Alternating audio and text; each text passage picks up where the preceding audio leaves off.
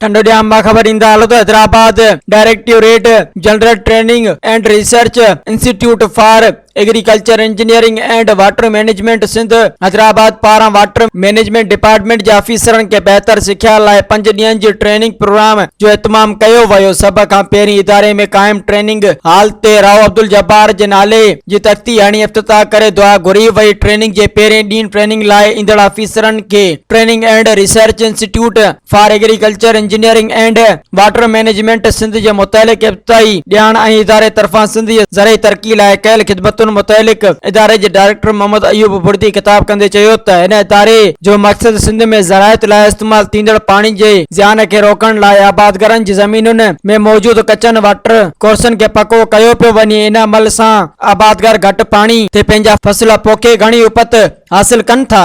Soomro 3D wallpaper and PVC panel shop दे रहा है सबसे अच्छी सर्विस, बेहतरीन क्वालिटी के आला मयार वॉलपेपर और सीलिंग खूबसूरत डिजाइन और कलर्स में दस्तयाब है। हर किस्म के PVC वॉलपेपर्स और सीलिंग लगवाने के लिए हमसे राब्ता करें।